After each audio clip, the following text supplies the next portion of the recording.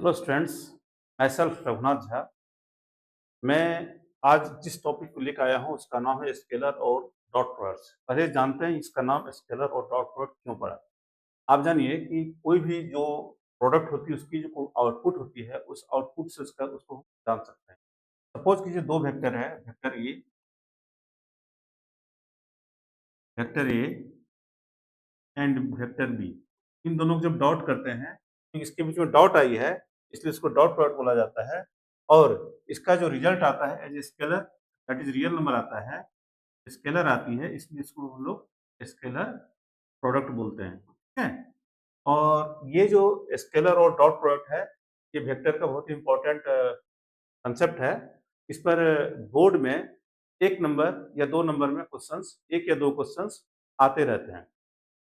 पिछले बार के जो क्वेश्चंस हैं वो उस क्वेश्चन पे हम डिस्कस करेंगे और इसके जो बेहतरीन मतलब इन शॉर्ट्स जो कंसेप्ट है और इन शॉर्ट्स जो इंपॉर्टेंट क्वेश्चंस पर हम लोग डिस्कस करेंगे। ये चैप्टर अलग-अलग बुक में अलग-अलग हो सकते हैं, बट हम लोग बात करते हैं ये क्या चीज़ होती है, तो कैसे आगे हम लोग बढ़ सकते हैं। तो इसमें क्या होता है कि दो टू नॉन जीरो वेक्टर, ध्यान रखिएगा, non zero vectors A and B, जिसको हम ओए और ओबी वेक्टर के द्वारा रिप्रेजेंट करते हैं। जैसे सपोज कीजिए हमारे पास एक वेक्टर है ओ ए, ये ओ ए, इसको हम लोग ए वेक्टर द्वारा रिप्रेजेंट करते हैं। और एक वेक्टर मान लीजिए ये बी वेक्टर है, जिसको ओ, ये मान लो ये बी है, ये बी वेक्टर बोलते हैं। ठीक है। अब इसमें क्या होता है, इसके बीच में एक एंगल होता है जिसको हम लोग थीटा बोलते हैं। ये थीटा जो होती है, इसकी रेंज होती है 0 से पाई होती है। अगर इसी में थीटा की वैल्यू अगर पाई बाय 2 हो जाए, वो जो दो वेक्टर होता है उसको हम लोग क्या बोलते हैं, परपेंडिकुलर या ऑर्थोगोनल बोला जाता है।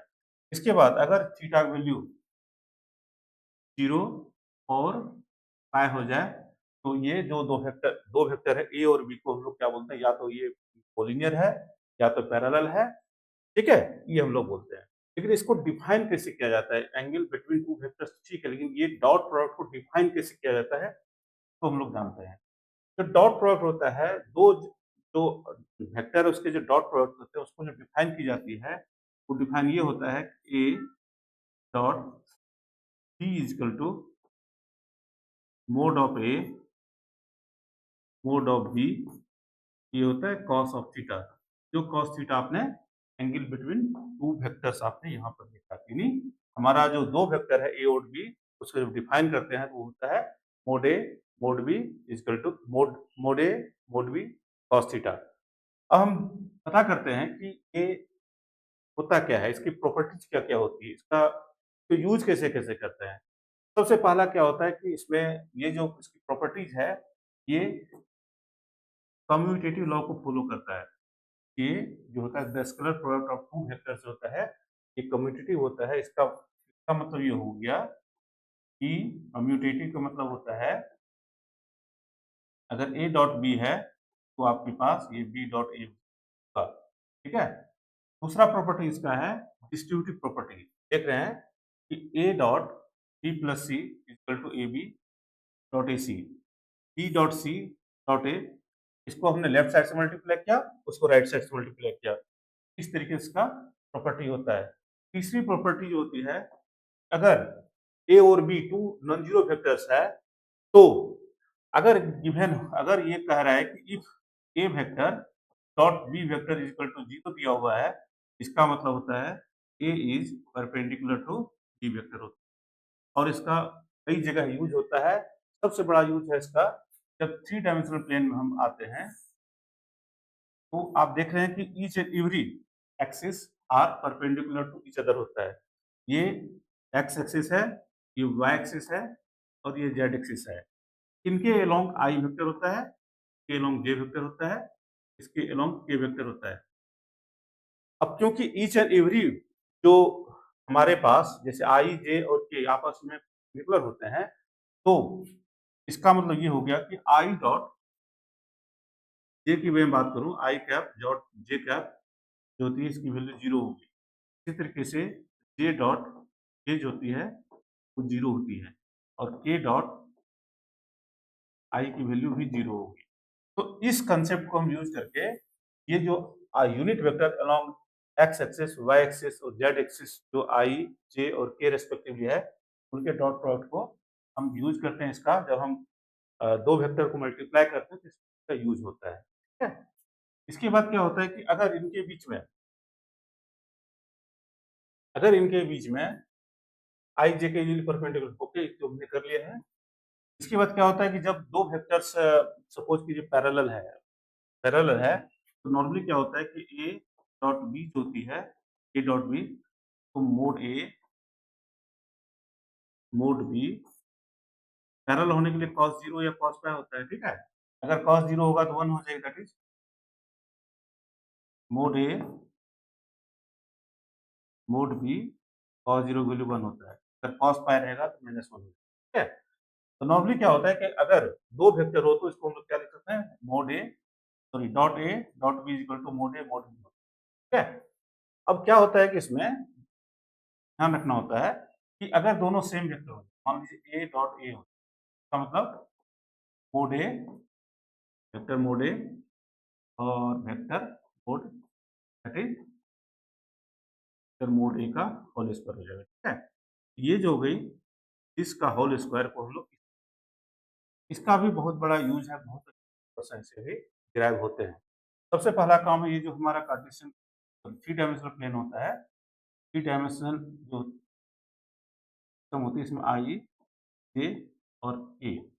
नॉर्मली क्या होता है कि आई डॉट आई जो होती है मोड ऑफ आई का होल स्क्वायर होता है जिसकी 1 होती है। जे डॉट जे का वैल्यू जो होता है मोड ऑफ जे का होल स्क्वायर होता है, 1 होती है। के डॉट के जो होती है इसकी वैल्यू 1 होती है। इसका भी यूज जब हम दो वेक्टर को मल्टीप्लाई करते हैं इसका यूज होता है। अब नॉर्मली ये चीज हमें अभी हमने पढ़ लिया है कि मोड ए का स्क्वायर, ठीक है, इसको हम लिख सकते हैं। इसके बाद क्या होता है कि मान लीजिए आई जे के यूनिट वेक्टर अभी मैंने समझा दिया है, आई डॉट आई का वैल्यू 1 होता है, जे डॉट जे का होता है, के डॉट का वैल्यू 1 होता है। ठीक है? उसके बाद है हमारे पास scalar product in term of components. मान लीजिए कि हमारे पास एक वेक्टर है जिसका वैल्यू है a1 आई, a2 जे प्लस a3 के। ठीक है? इसी तरीके से b एक वेक्टर है इसका वैल्यू है b1 आई प्लस b2 जे प्लस b3 के। अब इन दोनों को मल्टीप्लाई करना है, ये डॉट डॉट प्रोडक्ट निकालनी है या मल्टीप्लाई करना है। तो इसके लिए क्या करते हैं, दोनों को आप लिख लीजिए, a1 आई, a2 जे प्लस a3 के, ये वेक्टर, और ये हो जाएगा डॉट b1 आई प्लस b2 जे प्लस b3 के। ठीक है? जब इनको मल्टीप्लाई करते हैं तो आपको मिलेगा a1 b1, a2 b2, a3 b3। क्या करना है इसमें कि i का जो कोफिशिएंट है वो i कोफिशिएंट मल्टीप्लाई करना होता है, j के कोफिशिएंट को j के कोफिशिएंट से और k के कोफिशिएंट के कोफिशिएंट मल्टीप्लाई करते हैं। तो सपोज कीजिए हमारे पास एक वेक्टर है a equal to 2i minus J plus K, okay, और b वेक्टर है हमारे पास 3i minus J plus 5k। तो हमें क्या करना, अगर ये पूछा जा रहा है what is A dot B, हमको कुछ नहीं करना है, इनके जो आई का वेक्टर है आई, इनके आई, तो क्या हो गया 2 इंटू 3, ओके। इसका जो जे का -1 है इसका भी -1 है, प्लस -1 इंटू -1, इसका के का 1 है, इसका 5 है, 1 इंटू 5 है। और इसको जब आप सॉल्व करेंगे ये आपका 6 है, ये 1 है, 6 plus 1 plus 5 that is 12 answer होगी। ओके, इस तरीके से हम लोग scalar product in terms of components को हम लोग प्रोडक्ट करते हैं। ओके, इसके बाद क्या होता है कि कोई भी दो मान लीजिए कि हमारे पास एक वेक्टर दिया हुआ है, ए वेक्टर दिया हुआ है, मान लीजिए a1 आई प्लस b1 जे प्लस c1 के है। ठीक है? नॉर्मली क्या होता है कि अगर इसका मोड निकालना चाहते हैं हम लोग, मान लीजिए मोड निकालते हैं, क्या होता है a1 square plus b1 square plus c1 square, इसका मोड होता है। ओके, तो इसमें जो हमारा हमें जानना है कि एंगल बिटवीन टू वेक्टर्स क्या होता है। सबसे पहले आप जानिए कि अगर मान लीजिए हमें हमको क्या दिया हुआ है, ए डॉट बी आपको पता है, मोड ए और मोड बी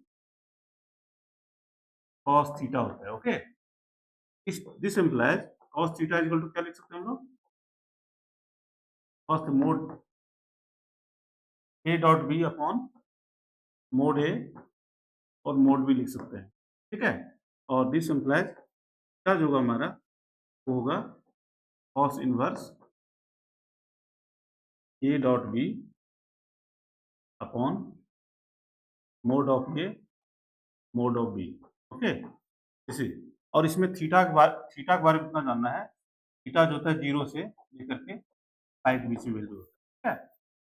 ये हमारा एंगल बिटवीन टू वेक्टर्स होता है। देखते हैं एक या दो एग्जाम क्वेश्चन हमारे पास, उसको सॉल्व करते हैं। इसमें कह रहा है कि find the angle between two vectors A and B. सबसे पहले जो गिवन दिया हो उसको नोट कर लेते हैं। गिवन हमारे पास जो है ए डॉट बी दिया हुआ है, मोड ए दिया हुआ है, मोड बी दिया हुआ है। तो आप जानते हैं cos थीटा इक्वल टू क्या होता है, A dot B upon mod of A upon mod of B होता है। ओके, तो यहाँ पर जो गिवन है उसको यूज कर लेते हैं। वो है आपके पास √3, यहाँ पर 2 इंटू 1, ये हो गया आपका √3 अपॉन 2। आपको पता है अगर ये cos थीटा इक्वल टू 2 दिया है, क्या क्या होगा, दिस इम्प्लाइज क्या होगा, cos इनवर्स बाय 2। आपको पता है इनवर्स ट्रिगो आपने सीखा होगा कि हाउ टू ब्रेक दिस। इसके लिए करते हैं क्या हम लोग कि √3/2 के बारे में पता करके ये कॉस के किस एंगल पर है। तो नॉर्मली √3/2 जो है वो उसके बारे में हम cos π/6। ओके, ये आपने ट्रिगोनोमेट्री में पढ़ा होगा। ये हो गया आपका cos ऑफ इनवर्स cos π/6। आपको पता है cos इनवर्स cos x जो होता है वो x होती है, कंडीशन होती है x बिलोंग्स टू 0 से बाय क्लोज्ड ब्रैकेट होना चाहिए। ठीक है, तो हम लोग इसमें लिख सकते हैं, क्या लिख सकते हैं, थीटा इक्वल टू जो एंगल है बिटवीन वेक्टर्स, तो थीटा इक्वल टू π/6 हो जाएगा। ओके, एक और क्वेश्चन इस पर लेते हैं ताकि कंसेप्ट आपका क्लियर हो जाए। इसमें कह रहे हैं कि इसमें वेक्टर का मोड और डॉट प्रोडक्ट नहीं दिया होगा, सिर्फ वेक्टर दिया है, उसके को सॉल्व करना है, एंगल निकालना है। सबसे पहला काम कीजिए कि लेट कर लीजिए, लेट ए वेक्टर जो है पहला वेक्टर क्या मान लेते हैं, पहला वेक्टर है हमारा i -2 of j plus 3k। Okay, दूसरा वेक्टर है हमारा 3i -2 of j plus k। सबसे पहले बात करेंगे, अगर हमें थीटा निकालना हो तो ये क्या होता है, cos inverse a dot b, जो फॉर्मूला है उसको नोट कर लेते हैं, मोड ए और मोड बी होती है। ओके, सबसे पहला काम करेंगे हम लोग ए डॉट बी निकाल लेते हैं यहाँ पर। और ए डॉट की बी के बारे में मैंने बताया है, सिर्फ आपको कोफिशिएंट को, जैसे यहाँ पर इसका वैल्यू 1 है, इसके कोफिशिएंट 1 है, इसका 3 है, तो हो गया 1 इंटू 3 प्लस इसका वैल्यू जो है -2 है, ठीक है, -2 इंटू -2। ओके, इसका है 3 का 1, ये हो गया प्लस 3 इंटू 1। इसको हम सॉल्व करेंगे, ये हो रहा है 10। दूसरा काम करेंगे कि इनके जो मॉडुलस है मोड ए और मोड बी, मोड ए आपका हो रहा है, आप देख रहे हैं, √2 square plus 1 square plus 3 square, that is √14। Okay, mod B भी हमारा ना ही होगा √14। ठीक है, तो यहाँ पर इसकी वैल्यू कॉस इनवर्स, ये हो गया mod root cos inverse 10 upon √14 root under a into root under a, आपको पता है क्या होता है, ए होता है, इसको आप लिखिए cos इनवर्स 10/14, इसको हम कट कर सकते हैं, ये हो गया cos inverse 5/7. This is the required answer of this questions. I hope you understand. I hope this video is helpful for your examination. Thank you.